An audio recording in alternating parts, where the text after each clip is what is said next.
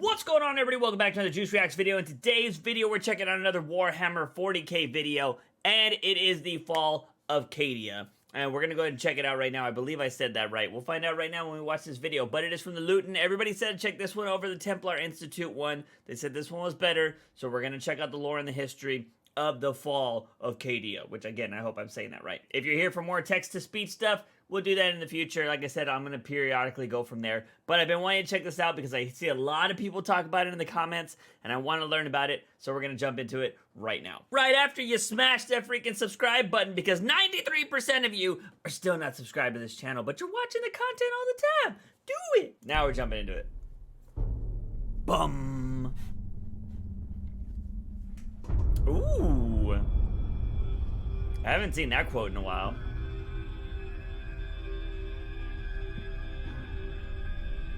Oh, shit.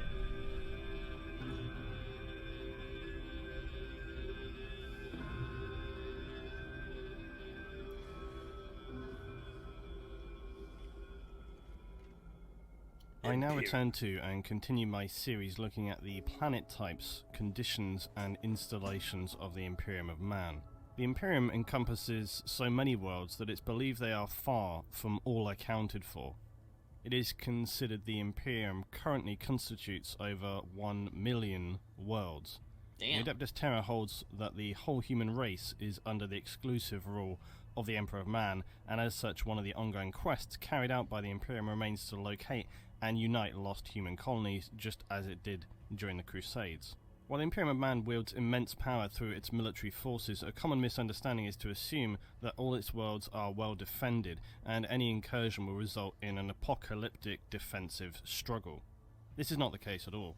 The size of the Imperium and its territory means that it cannot react to every circumstance. Sometimes it may not even receive distress communications until after the fact, by which point arriving relief ships will discover a long since ravaged colony or the aftermath of a terrible industrial disaster, leaving little to do other than take note and return home.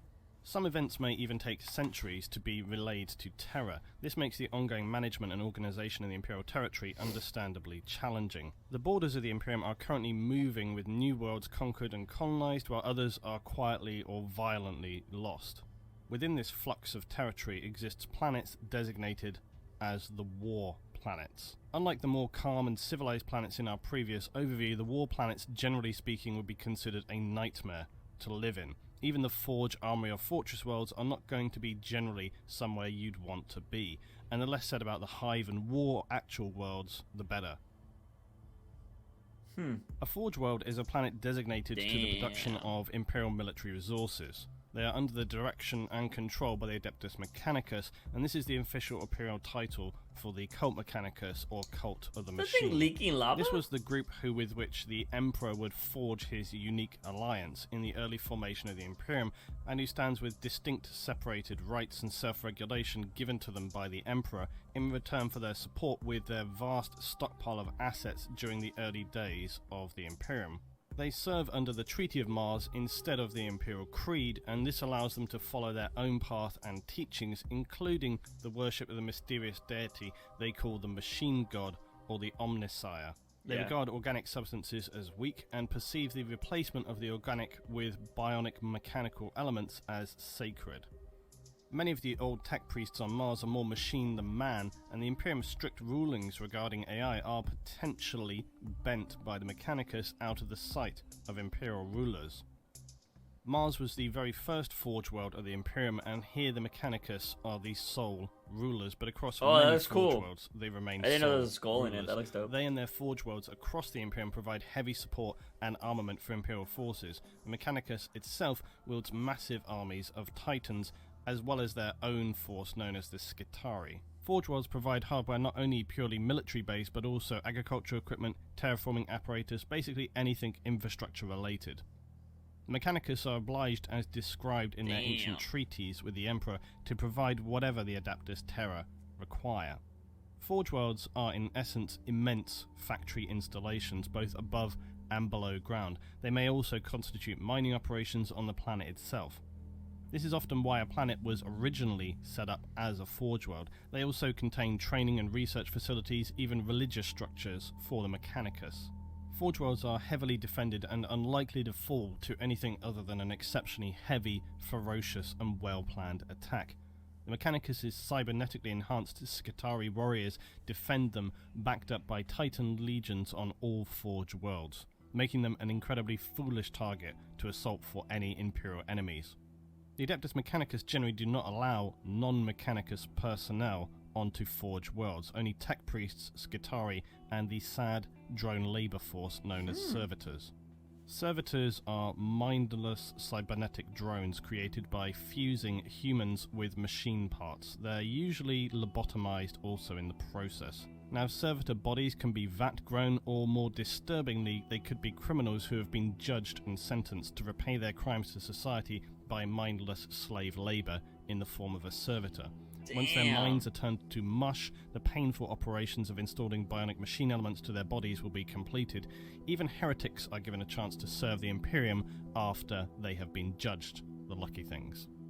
Surprisingly, even some Space Marine recruits can be converted to the servitor role, but would only serve their chapter as a more respectful and honorary servitor role.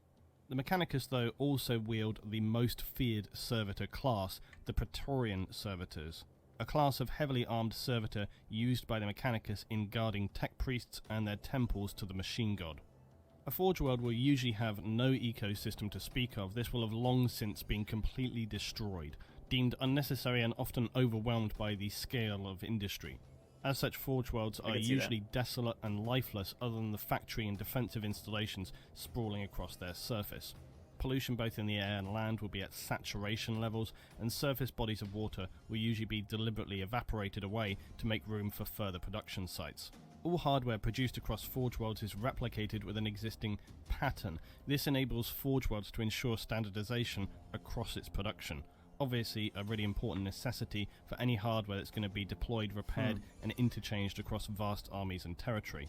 Hence why you see some Imperial assets with names like the Mars Pattern Warhound Titan. Notable Forge Worlds across the Imperium are Mars, the homeworld of the Adeptus Mechanicus, the Imperium's first Forge World. That's massive. Risa, which is said to be second only to Mars, once famous for its plasma weapon production, it was renowned for manufacturing plasma reactors and magnetic containment tech.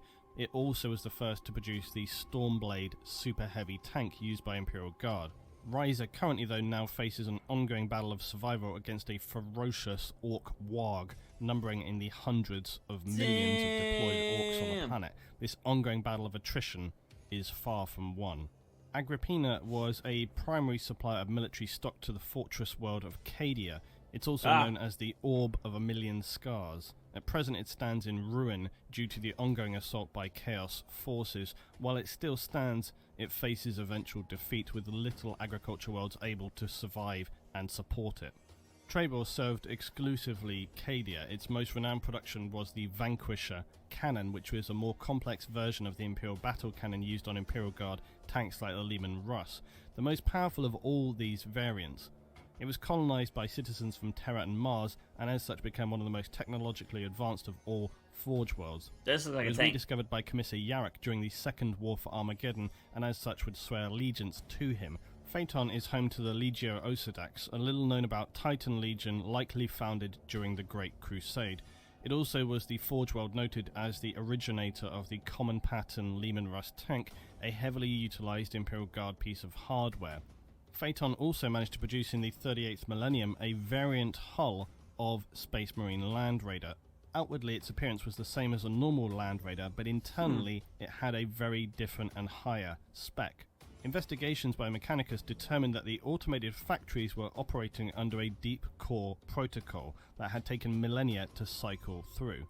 No tech priest had ever witnessed this before, and it was also determined that at the dawn of the Imperium, a Magi had coded a slow-burning algorithm into the Forge's automation sequences so that it would produce variants of common patterns according to his cognitive calculations to what he would perceive the Imperium was going to require. Phaeton as of... Okay. There's so much information to take in there. Like, it just blows my... He was just talking about a ship, right? Like... What? Like, it blows my mind the amount of detail that people that create things in Warhammer 40k go into. That just all went in one ear and out the other. I was just like, what?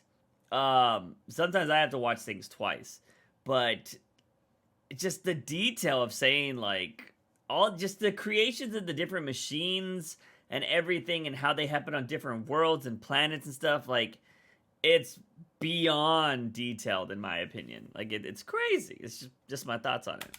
Forge World would go on to produce more variants of Space Marine hardware, and as such a subcult of Mechanicus has formed around the forges of Phaeton. Damn, does it they not even devote have a mouth? maintenance and reverence to its facilities, and some wish to enshrine and worship its new productions. But others believe these holy machines should be released into service to achieve their true potential. This cult potentially poses a dangerous risk of a split within the tech priests on Phaeton and a potentially destabilizing situation of production from this Forge World. Armory worlds are utilized by the Adeptus Munitorum. I will say in this, we're 10 minutes in, and I haven't really learned anything about CADIA yet. And this is called the Fall of CADIA, so just when is it going to happen? This is a subdivision of the Adeptus Administratum and is designated to general administration. Personnel assignments, supply, logistics of the Imperial Guard, that kind of thing. The Munitorum have the responsibility of raising Imperial Guard regiments, training troops, providing equipment and supplies out in the field, as well as transportation of troops using ships from the Imperial Navy. It's primarily a logistical segment of the Imperium. Armory worlds will be understandably heavily defended as they store weapons, vehicles, ammunition and other military hardware required by the Imperium. They will likely have stockpiled armoured vehicles in the tens of thousands and millions of tons of munitions and other necessary resources for supporting and they would stack that higher. Its storage facilities are housed usually underground behind immense heavy-duty blast doors. Its internal climate maintained to ensure equipment can be kept for hundreds, even thousands of years until the Imperium requires it. Some armory worlds end up storing equipment for such extended periods of time that the Mechanicus or Guard forces actually lose the knowledge on how to use it, such as the comically dystopian dark nature of the Imperium. An example of something like this would be the Valdor Tank Hunter. It was developed during the Horus Heresy as a weapon to help counter the land raiders of the traitor Space Marine legions, and it is equipped with a neutron laser projector, a weapon capable of destroying its targets at a molecular level. This weapon was actually developed during the Dark Age of technology, so subsequently very few Forge worlds are able to actually replicate or even maintain them. It's now considered an ancient relic in the 41st millennium, as they are no longer able to be constructed. However, Dark Mechanicus forces are known to have captured some during the Heresy, leading to a concerning prospect that Chaos forces might actually be able to discover how to replicate them in the future. But I mean, they're Hive outdated, worlds are right? one of the most well-known planet types in the Imperium. These accounted worlds number somewhere over 30,000 in the current Imperium territory. The populations are so immense that they live in gargantuan arcologies known as hive cities. To give you an idea of the size of a hive world, it is said in the Imperium that the sacrifice of 1 million Imperial soldiers is worth about 1 day's worth of a hive world's production. What? So a warm reminder of just how unimportant you are as a citizen of the Imperium. Your life is not going to be missed. The outside terrain and ecosystem of a hive world is usually destroyed, and as such they represent depressing images for a planet, ruined worlds where people usually sustain a living in just these vast settlements towering into the skies. The planets themselves probably began as viable, even lush, but over time through pollution, irradiation, they are ashen wastes or deserts through unending industrialization. So it forced the hives to be entirely self-contained, housing tens of billions of citizens. This population will potentially double every century, with a hive generally containing anywhere between 10 to 100 billion people. Each hive world could contain anything from just 3 to 5 up to as many as 20 hive cities. They do also contain manufactorum, which produce vast stockpiles of war material and other goods for trade and supply within the Imperial tithe or tithe grade. This of course is the requirement a world must supply to the Imperium.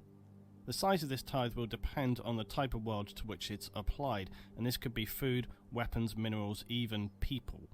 Whatever the Imperium requires they supply, then they must meet that demand by any means necessary. The logistics of this, given the scale and time differences across such vast distances, makes it often a confusing and difficult process to properly manage. Astartes or Space Marine worlds are usually exempt from tithes and given a grade of aptus non. But if you thought the outside of a hive world was dangerous, then the inside is hardly an escape. Poverty-stricken, crime running through them like a plague, and almost always polluted, and that's before you get to the underhive. The lower levels of a hive usually contain mini war zones controlled by violent gangs, the most notable of this type being the hive world of Necromunda, which incidentally the Imperial Fist chapter actually recruits from. The lower portions of the Necromunda hive are... Someone left this comment on one of my videos, Necromunda. That is a game just came out or something with that, and I think it was called Underhive. Did a game like this just come out that has to deal with this? Let me know that, because that, I want to say somebody left that in my comments yesterday. I could be wrong. Rife with gang warfare and ruthless bounty hunters.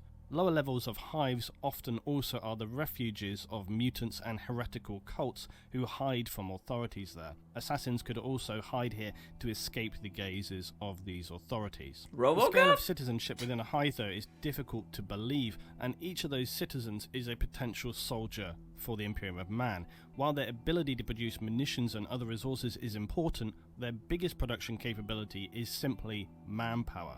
This resource can be used for recruitment by the Imperial Guard, colonization of new planets, or any number of probably much more unpleasant tasks. While the workers in a hive might live in nightmarish conditions of industrial production and street violence, it will be no surprise that the higher classes actually live in upper areas of the hive with relatively affluent surroundings. For those higher class citizens, facilities might even include gardens and, most importantly, clean air, food and water. A few worlds in the Imperium have even gone beyond hive structure to create super hive worlds, the most notable being Terra itself. Where the planet once known as Earth is now, what replaces it is an ecumenopolis, that is a planet-wide city that would also stretch deep underground.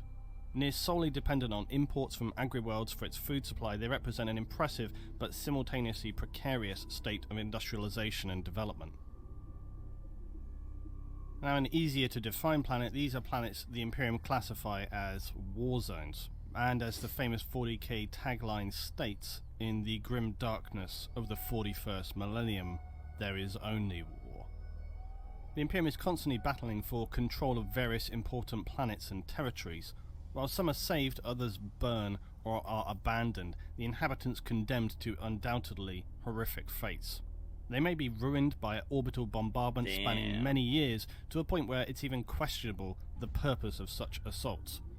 The Imperium might wield massive armies that are going to grind their way across a planet's surface over extended periods of time in vast wars of attrition. These hellish deployments make up the main focus of Imperial Guard service, and it's not something that you would wish for.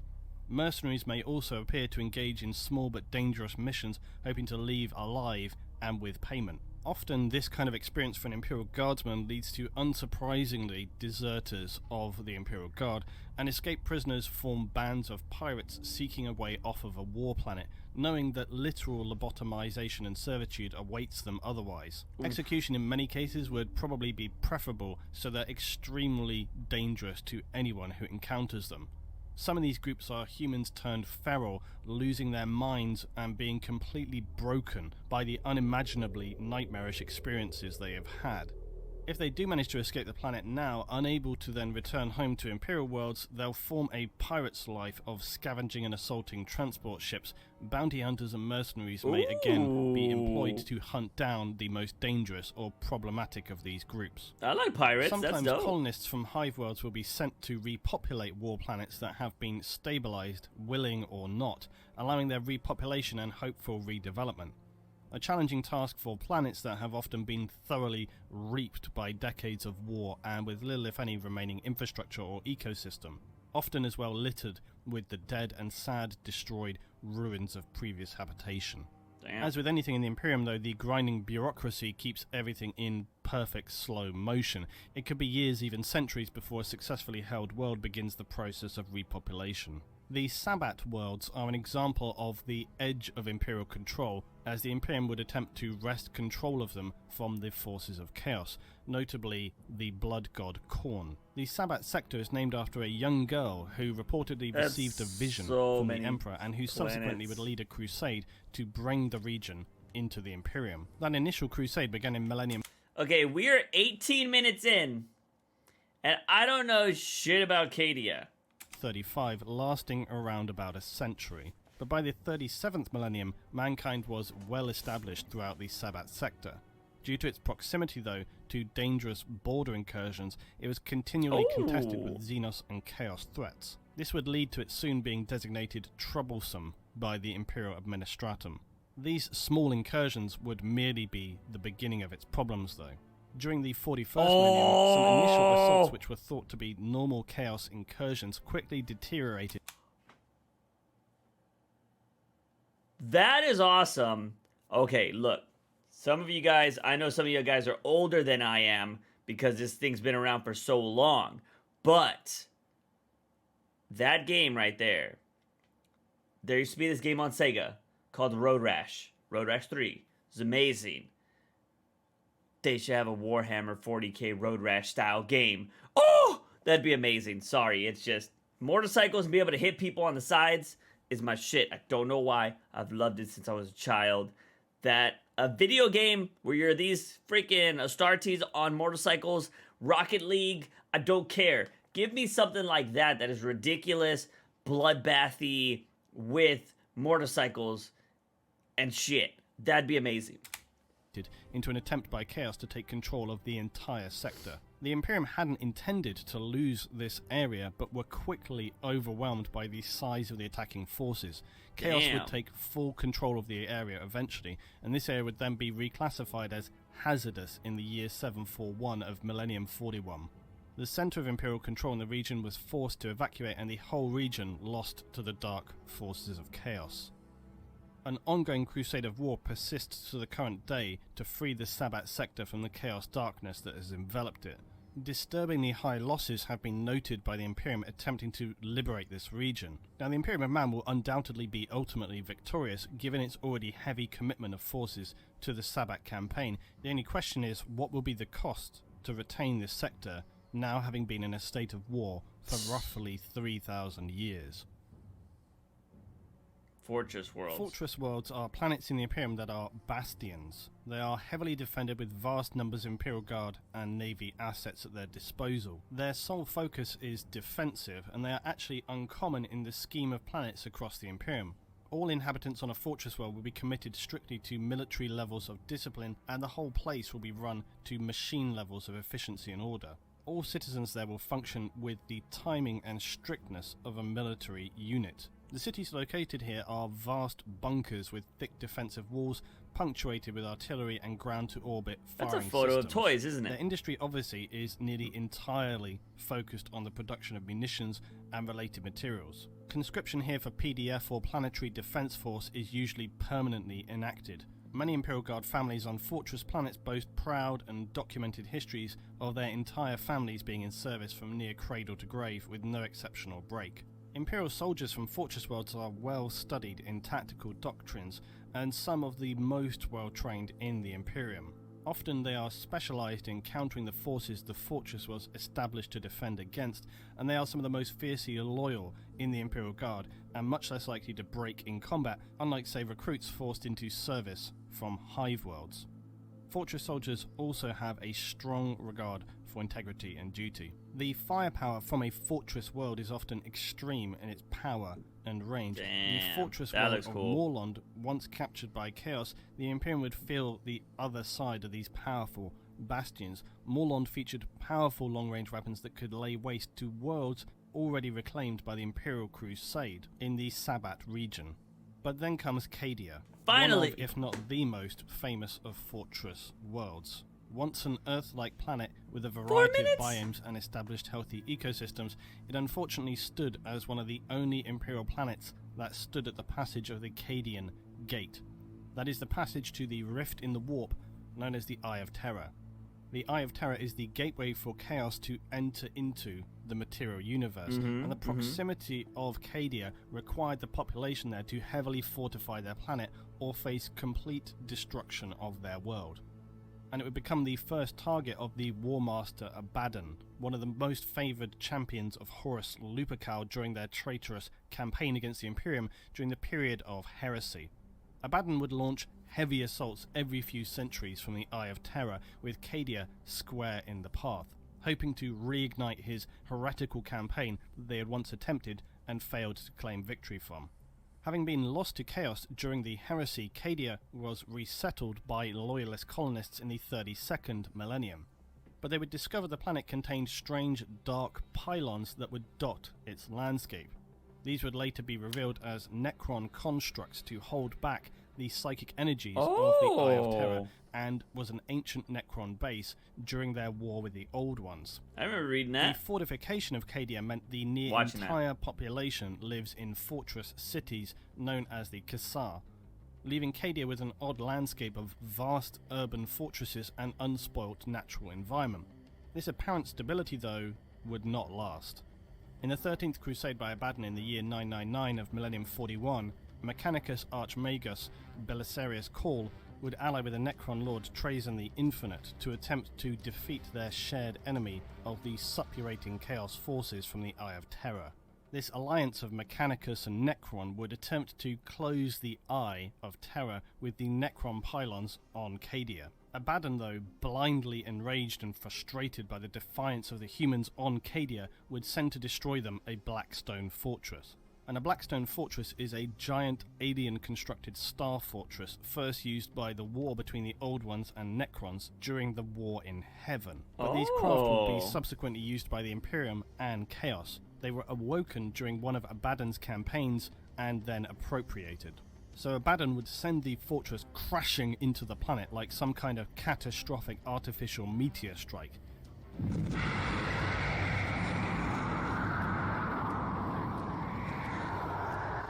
That's how it blew up?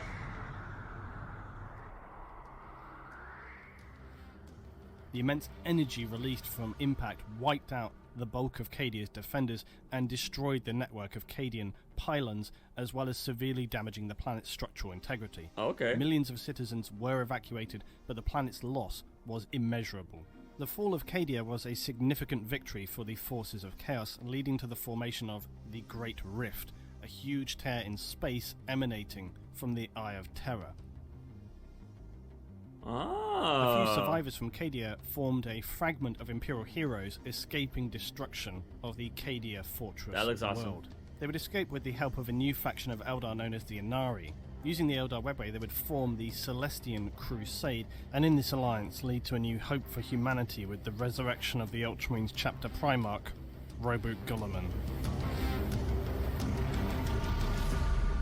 Wait, there was another chapter of the Eldar? Ooh, I'm intrigued by that. I don't know who the hell that is, but... As we continue on with the lore, guys, there's plenty here to get into. I would love to flesh out some of this a little bit more, but if you enjoyed this so far, drop me a... Okay. First of all, that was 4 minutes on Katie. It's been 4 minutes with the video called The Fall of CADIA. It was 25 minutes and only 4 was spent on that. Sorry, I was expecting more. Not knocking this channel, Luton. There was a lot of information. I will give you that. I took in a lot. How much I retained, it was so much. But The Fall of CADIA, very interesting. I wanted to learn more, but we got 4 minutes of it. But I did want to know why it got destroyed, which I was expecting that the whole planet exploded, but it seems like a lot of people were evacuated and it caused that big, rift. So that is very interesting. But I feel like I don't know enough. So should I watch the Templar video as well? Which that's only like 10 to 15 minutes or something like that. Or is that still very vague, kind of like this one, where it's a lot, like, they only really talk about CADIA a little bit. But anyways, I thought that was interesting. Although, there was that extra thing about the Eldar, and I want to learn more about the Eldar. Is there a really good video about them? because this looks amazing. That looks freaking awesome. Although that looks like one of the sisters, though, from what it looks like. But this looks fire. And I've seen this guy before. I might have seen this art before. But this, what did they call him? It's the Inari. The Inari. This looks pretty awesome. I would love to learn more about this. I just want to learn more about the Eldar in general, just because I thought they were pretty fascinating from the Bricky video. But, yeah, I don't know. I was expecting to learn more about CADIA, but I got the gist of it, is what it feels like. But I don't know if there's a more in-depth view of it. Anyways, a lot of information. Just when I feel like I'm starting to understand Warhammer 40k, it just... I am in a fishbowl dumped into an ocean.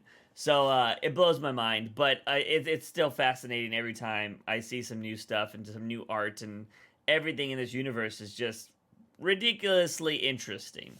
But that's going to be it for it today, ladies and gentlemen. Again, I'm always down to check out more of your suggestions and stuff like that. So definitely leave them in the comments. If you want to see some more content, come hang out on the Twitch streams, twitch.tv/JUICEfromtheBOX, link in the description. If you want some more silly, stupid content or more just my personality outside of these kind of videos, check out my TikTok. But as always, ladies and gentlemen, if you like this video, please give it a thumbs up and hit that subscribe button. But as always, I am your host, JUICEbox. Remember to wake up in the morning and ask yourself something about a daily dose of juice. See you guys next time.